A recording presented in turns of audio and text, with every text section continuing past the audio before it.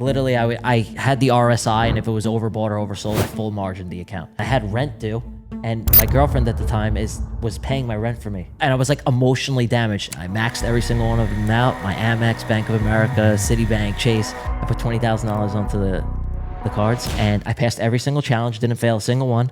And my first big payout, I hit for $20,000. I paid all my credit cards off, and I quit my job. I was making like $1,000 a week. I made 6 figures a year in the elevator union, but now I made 6 figures in 4 weeks. It was like, I was like, holy cow. It literally changed my life in like 3 to 4 months. What people need to understand is that you could do anything that you put your mind to. You just got to put the work in. They said, you have a 6-figure union job with the best benefits in the country. You're going to give that up? I said, hell yeah. You know why? Because I believed in myself. Welcome everyone to the Alpha YouTube channel. We are here for a very, very special episode or podcast, an interview, if you will, with a very, very special guest. He is one of the very few and one of the first traders on Alpha Prime, the traditional prop firm, the professional route to trading live capital. It's the one and only TG Capital, aka Tyler.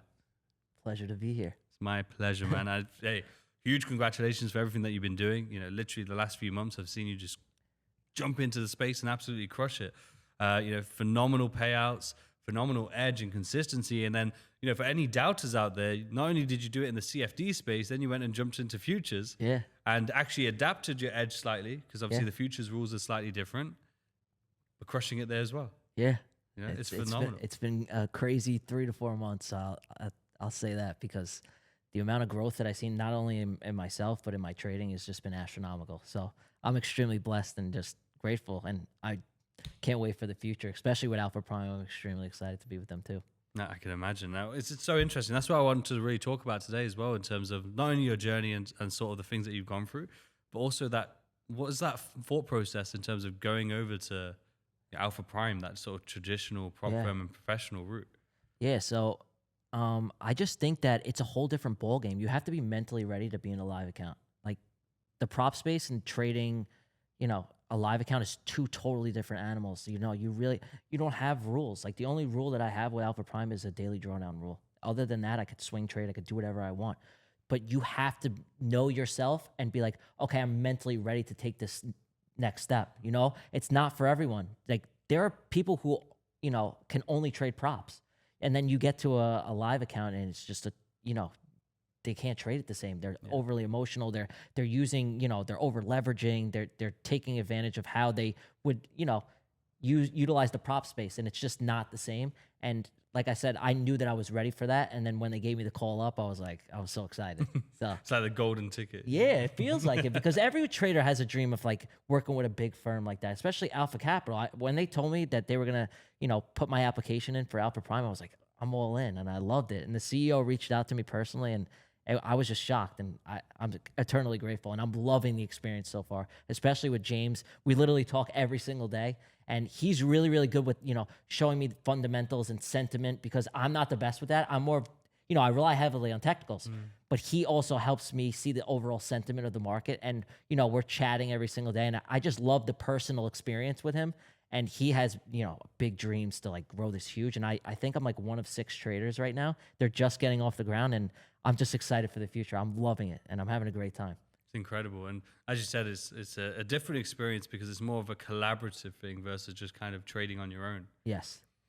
Because like I said, he wants to take the 6 traders that we have now, and he wants to create like a community like Discord where we could bounce ideas off of each other. Like say I'm in a long on NASDAQ and somebody else is seeing the market sentiment and they're in shorts. Like maybe we could bounce our TA off of each other and see, what maybe something I'm looking at wrong, or any way that we can improve. If somebody's looking at something in the markets and I'm not seeing it, as far as, technical analysis or fundamental, and that could help you grow as a trader, that's what they want. And I love that. And I want to connect with other traders, because, there's not many people that I'm friends with that are in this industry or even understand it. I completely uprooted my life from New York and I moved here.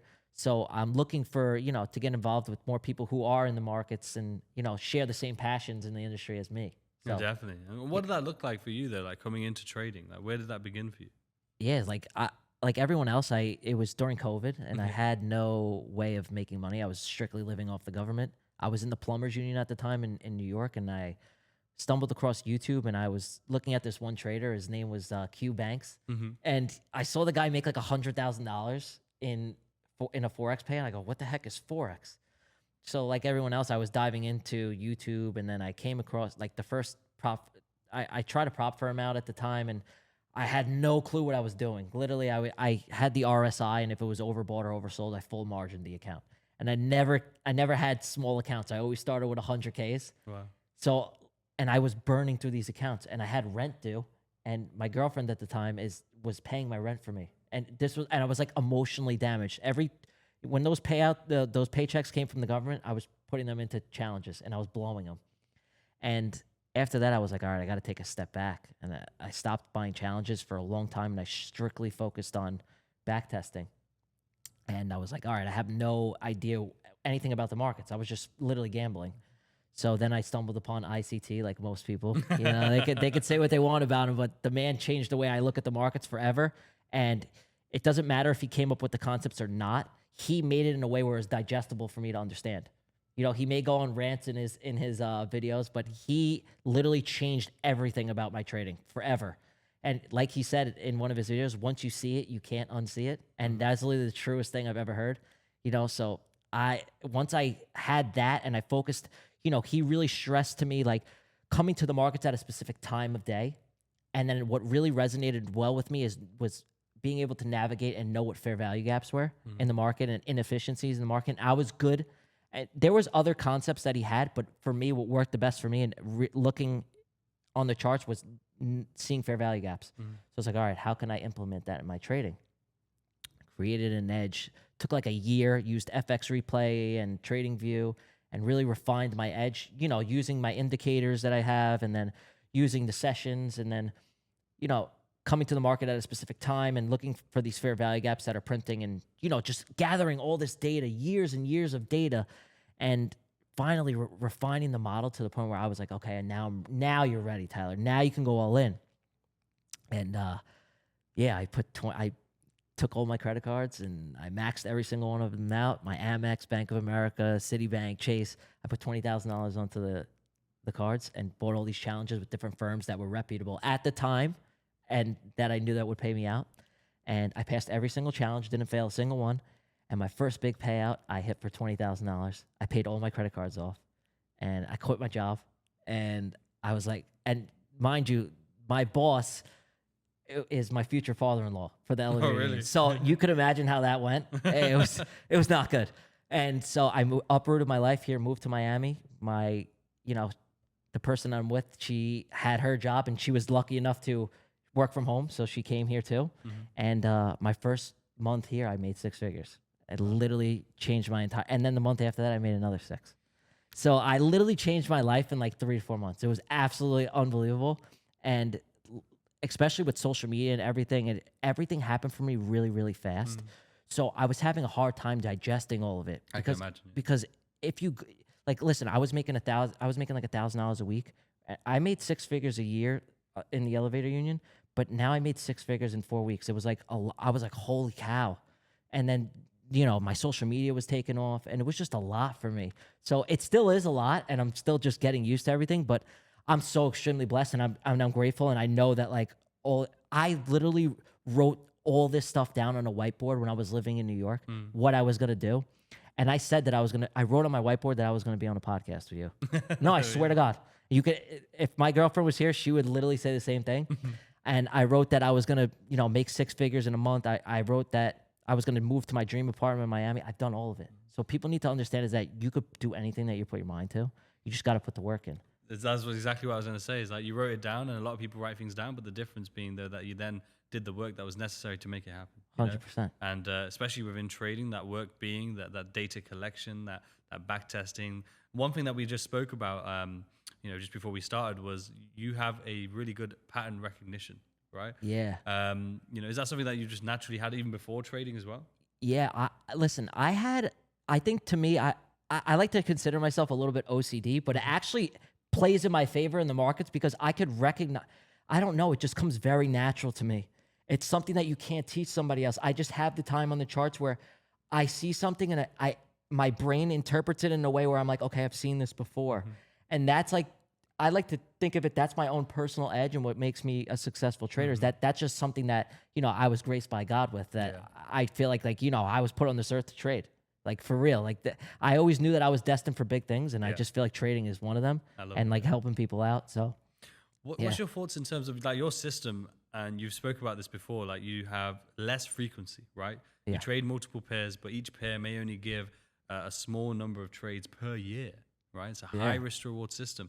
But like, how do you go about handling that? Especially, you've had really high success, but again, it's as you've said, it's been quite quick. Yeah. So is there any thought in your head of like, will this continue to last, or is it more so like you're quite confident based on the edge? Like, what's your thought process? I'm confident on my edge, and also I'm always adapting. I'm never just believing, okay, my system will work like this in all market conditions all the time. I adapt with the market. Like I said, I don't predict the market. I react to it. So if I'm seeing my setup and maybe, if there's a small way where I can make a refinement to it, I will. But overall, I'm going with momentum in the market, and I feel like my edge will be around, and it really won't change on the market conditions because I'm strictly going off of what the higher timeframes are telling me, and I'm just going with the trend.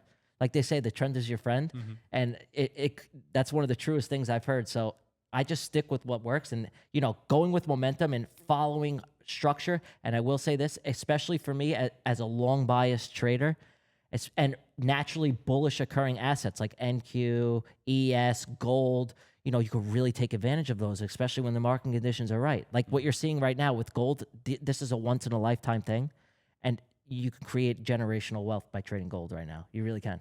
I can only imagine, yeah. Yeah. People need to just handle that volatility, Yeah. Or at least put the time in the charts. Well, yeah, you need to have the edge in the market and the data to know, okay, this is what happens at this time. Like if you don't have that and you're getting emotional in your trades, it's because you don't trust your edge. That's why I tell people is that why are you emotional when you're trading? Why can't you hold your trade? Haven't you seen this time and time again? That's the only reason why you would be emotional, or you're oversized, or you're attached to the outcome of the trade or the money, right? Yeah. There's no reason why to be stressed about a trade if you're trusting your system. You just let it work out. That's it. Do you feel like, is there any sort of process or, advice you can give to traders out there who are needing to develop an edge or like, build that confidence in the edge, what they should do? Yeah, 100%. I think that when you come to the markets, you need to know that what you need to jot down what your strengths and your weaknesses are. Everyone has them, and you know what they are. It's like, okay, if I'm trading on the 15-minute, the 10-minute, the 5-minute time frame, and I'm burning accounts, you may not be a good lower time frame trader. You need to be realistic and honest with yourself. That's what a lot of people have a hard time with, is that they get trapped in this notion of that if somebody else is doing it, that may not work for you. I will never be able to trade the 1-minute time frame. Never. I'll never be able to trade the 5-minute time frame. I can't. I'm too emotional on those charts like that. And I've learned that. And you need to go through all those little pains in the market for you to become the trader that you want to be. You have to go through that. I went through every trauma in the market that you can go through. I burned accounts. I was down on my luck. I didn't have money. I strategy hopped every single week. I've done every mistake in the book. Like I've been there. So if there's one piece of advice you could take from me, it's that you need to just be honest with yourself and know what your strengths and your weaknesses are in the market and write it down. When you're in a trade and it goes sour and it goes against you, were you emotional? Write it down. Okay, what time frame are you trading on? What time of day? These are all things that you need. You need data, not just based on your technical analysis, your emotions, everything. This all matters. You need to have that so you can come to the market and be like, okay, I've seen this before. I've dealt with these emotions before. Like there could be times in my trade where I'm facing some sort of drawdown, especially on, gold, and I'm getting that, like I was telling you, I get these crazy liquidity wicks. I know that this is a false manipulation move. And if you didn't have a back-tested system, you'd be like, holy cow, let me exit this trade. Yeah. But for me, I'm like, I know this is going to play out. That's the difference. That's why I'm not emotional when I trade anymore. I'm like a robot. You have to have that data. The data then allows you to have more confidence. Of course. The reps allow you to have more confidence. Do you feel like a lot of traders out there, like when you, as you mentioned, like you would strategy hop and during that period where it wasn't working out, would you say you even had an edge at the time, but you were still trading as if you did?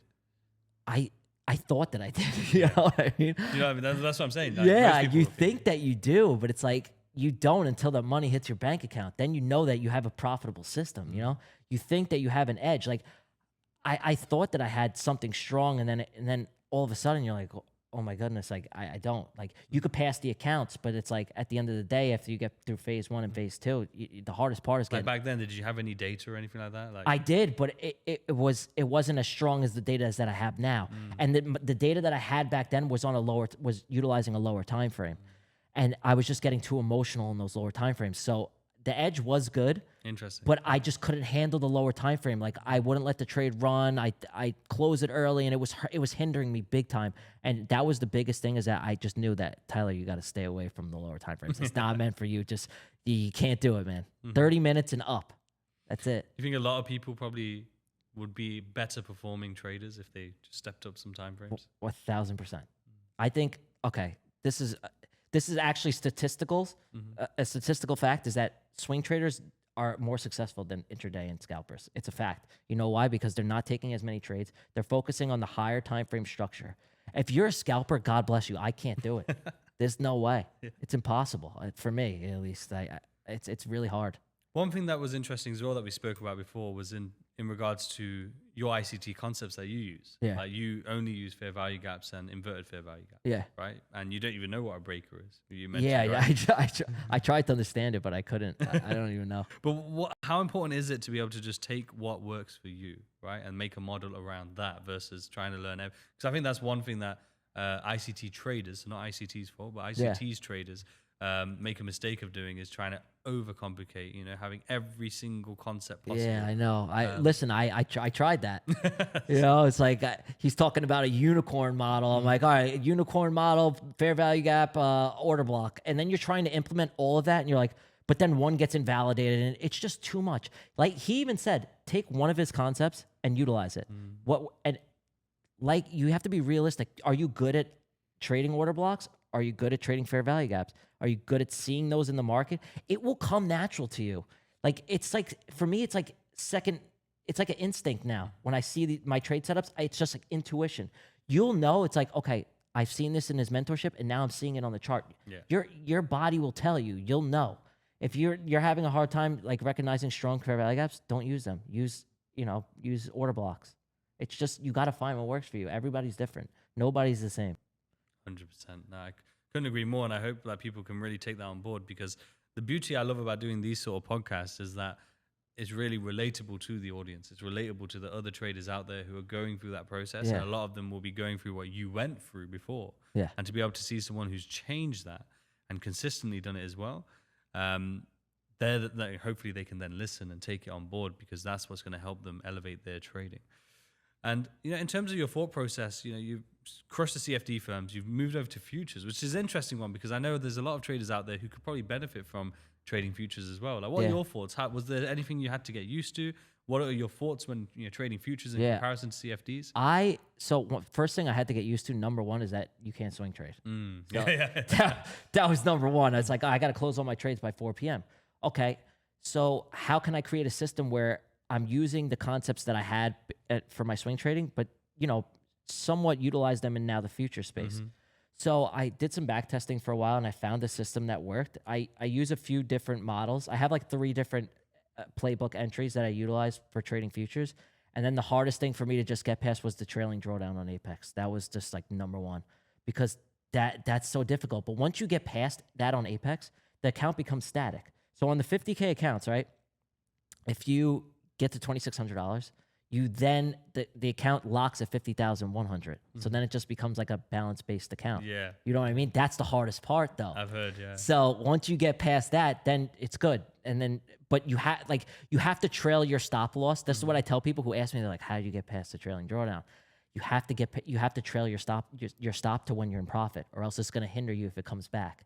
Well, that mindset that you have there is exactly why, that transition to Alpha Prime. And that's the only difference. I think that's probably why that mindset, as we just said, is probably why you're there, because you don't have a gambling mindset. There's a lot of traders in the industry, both on the CFD and the futures side, who have a more gambling type mindset versus being a trader. Yeah.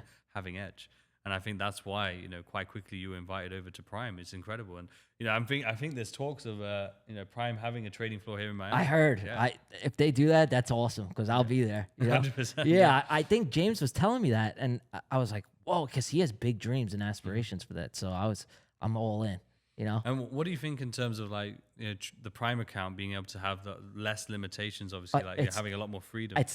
that's my number one focus. I told James that Alpha Prime is my number one focus. When I come to the markets, the first thing that I'm opening up is my CQG account, and I'm ready to go. And the fact that I could swing trade with, I've never been able to take a swing trade with futures. It's freaking awesome. I love it. And the only, like I said, the only rule is the daily loss limit, and he's just doing that to protect you. And other than that, you have free range to do whatever you want. You know, and I'm so excited. I want to scale this account to 7 figures. That's my goal.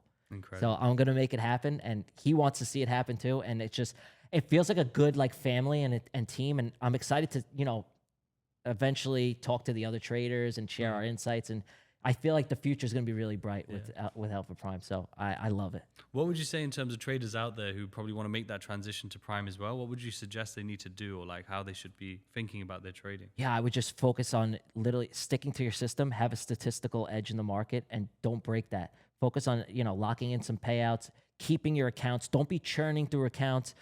Just focus on consistency. That's it. And you'll get the call up when the time is right. They want to see consistent traders that they could bring to a live account, because you could be successful and get one big payout in props. Yeah. You know what I mean? Everyone could hit one home run trade, but can you hit multiple home run trades over and over and over again?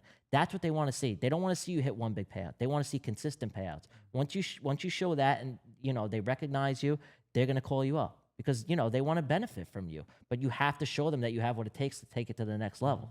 That's what I love about it, really, because so far for years it's a prop firm space is incredible. I think it's incredible. It's a great opportunity, but however, two problems. One, on the trader side, a lot of traders don't have edge, and they just treat it like gambling. We've already talked about that. The second one is that there's a lot of thoughts in traders' minds, like, these prop firms are against the trader because they don't want you to win. Which, okay, some may act like that, right? Yeah. But then when you have something like Alpha Prime, it changes that narrative, because now Alpha Futures and Alpha Capital becomes a talent resource, like a talent acquisition sort of process, right? So if you are continuously, as you said, consistently getting payouts on either of those firms, you identify that you have edge, you called over to Prime, right? And now you have a live trading, more relaxed rules, people who want to help infrastructure that's going to help you to win. Infrastructure from a professional environment, from teams to risk assessment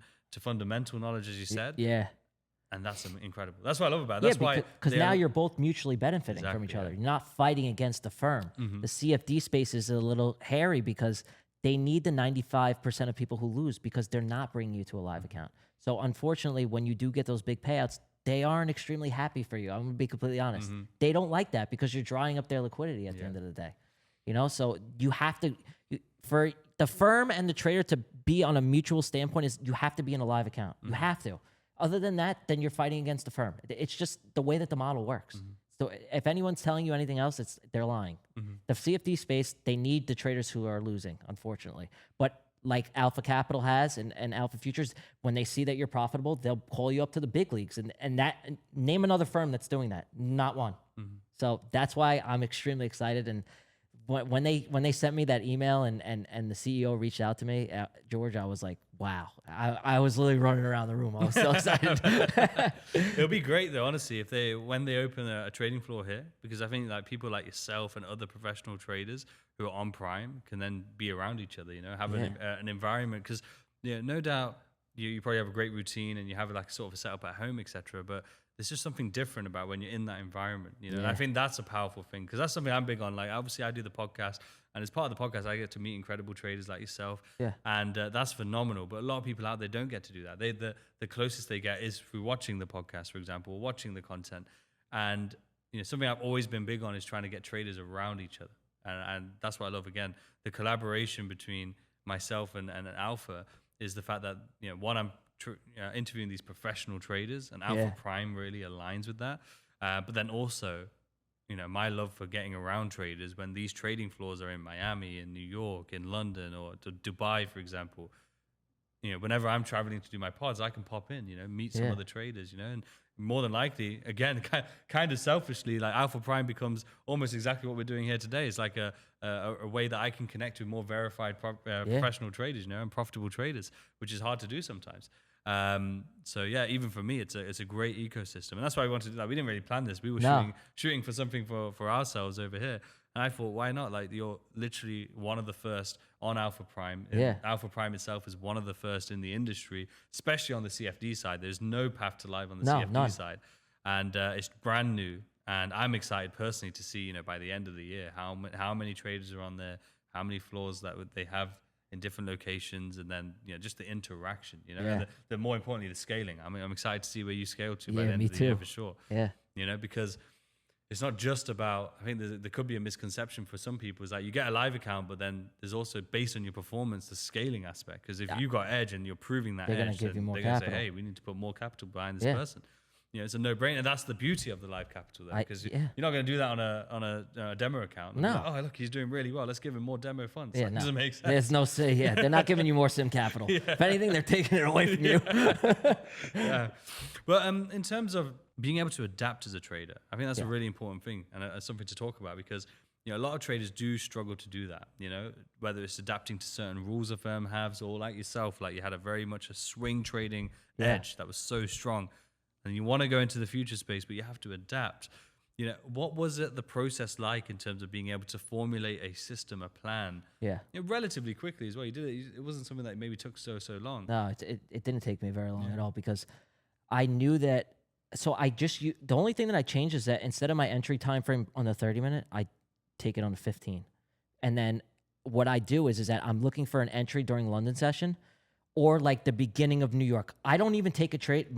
My trade setup has to be present before 9 o'clock in the morning. Interesting. So, and then what I'm looking for is a London setup for a New York continuation. I close all my trades by 12 p.m. New York lunch. It's just what I tested in my back testing is that after New York lunch, the market gets a little weird, and I'm not seeing the trend continuation of what I want. And plus the volume's drying up by then too.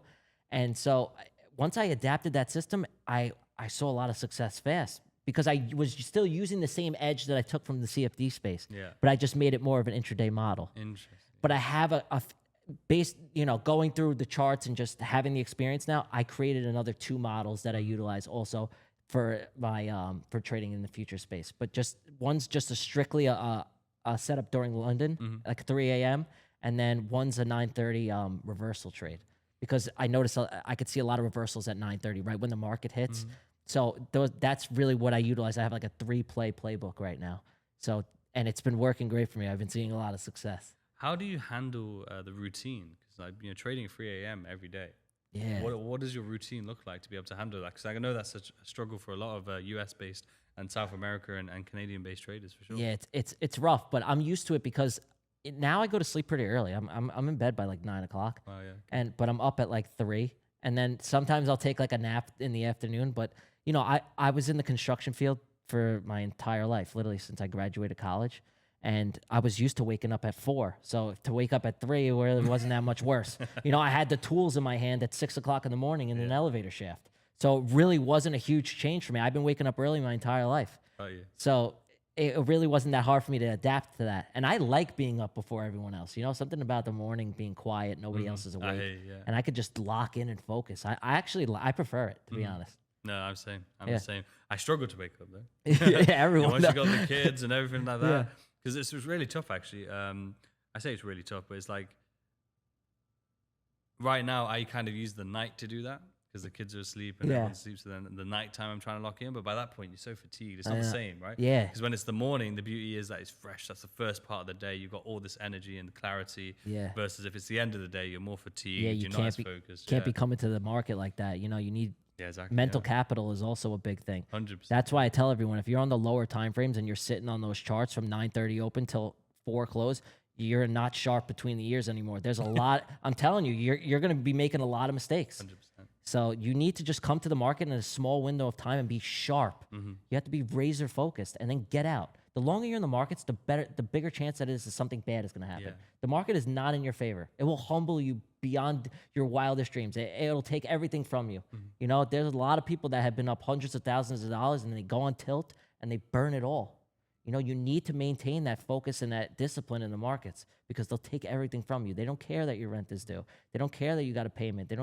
It doesn't matter. You need to have all that, and then you'll be ready to transition to a live account. Granted, I do believe that prop firms are good in the sense that the rules help make you into a more disciplined trader, because you have to, especially with Apex, you have to follow strict rules, and it could help develop you. But you know, you have to treat it right. You can't treat it like a casino, and you can't treat the live account anywhere near the same as you're going to treat a prop account. Yeah. Not you have to be ready for that, and that's what I tell people. If you're not mentally ready to handle a live account, you shouldn't do it. Definitely. You know, Definitely. you have to be honest with yourself. You Yeah, know, no, you it's true. don't lie to yourself. You know. Do you think that every trader should, though, develop that skill, you know, or at least try and have a focus of developing that skill? Because I was talking about it last night at dinner, actually. The same thing of like, there are traders who do phenomenally well in the sim environment on the prop firms. But there's a whole different ballgame when it's live capital, right? Taking that risk on your own money, that same level of risk is not the same. You know, it's not translatable. For some people, they might be able to handle it a lot better than others, but for the majority, I imagine it's going to be a whole different ballgame.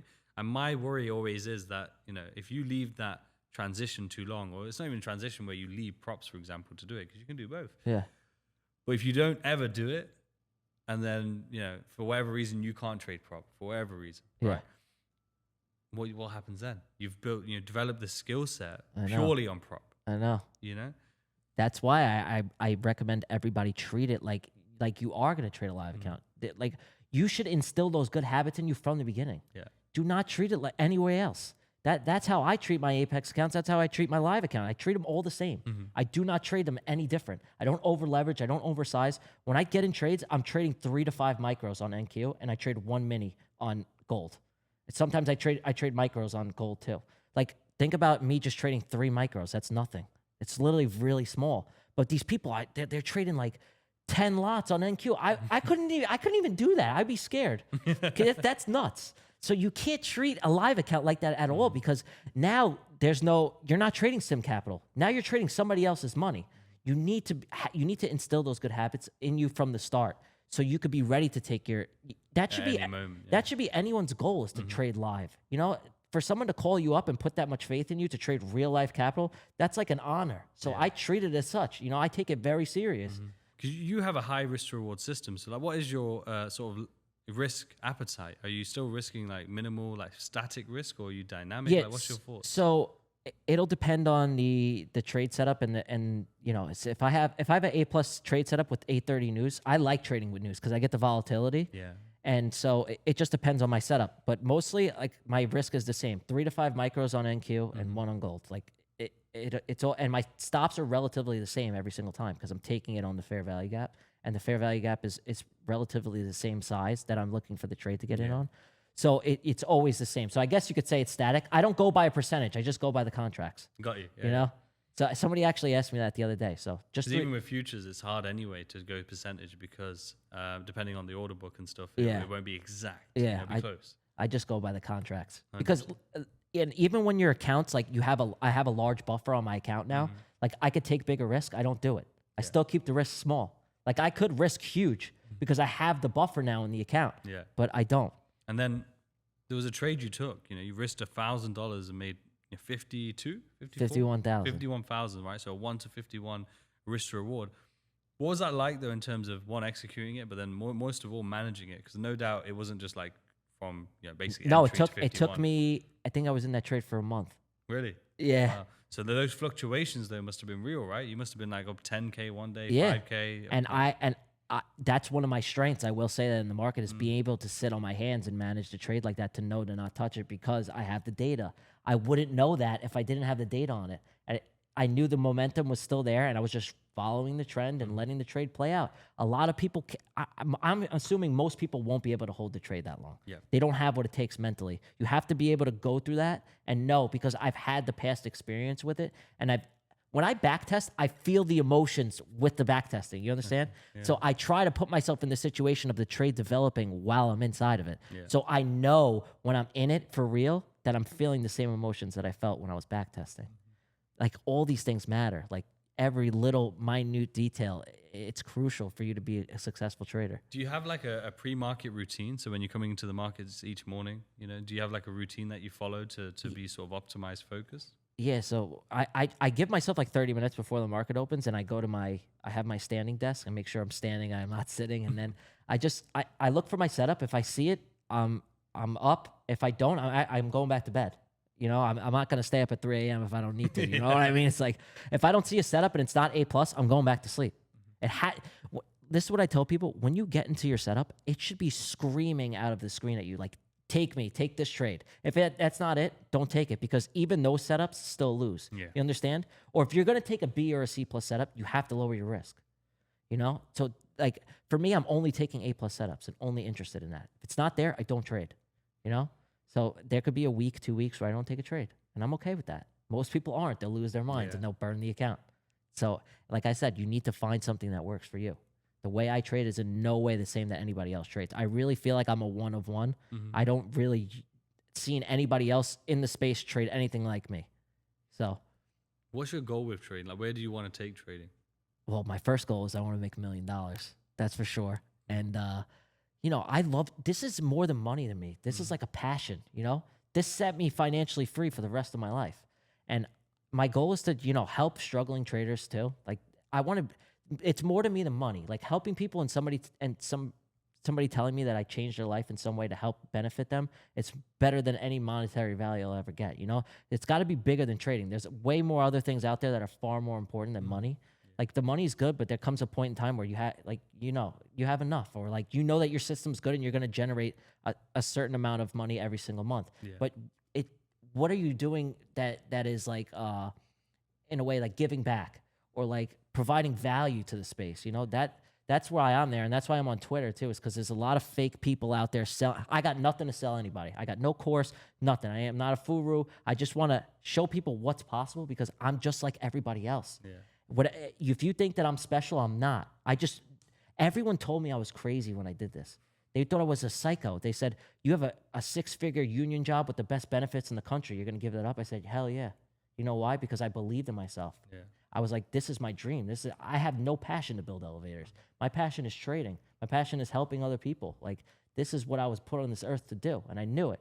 And so, like, I tell anybody this. If somebody's doubting you, just ignore the noise. Just lock in. You got this. Everyone out there has the ability to do this. You just have to believe in yourself, and you have to put the work in. Nobody's going to hand this to you on a silver platter. You have to put those hours in behind the charts. It's crucial. It's the only way.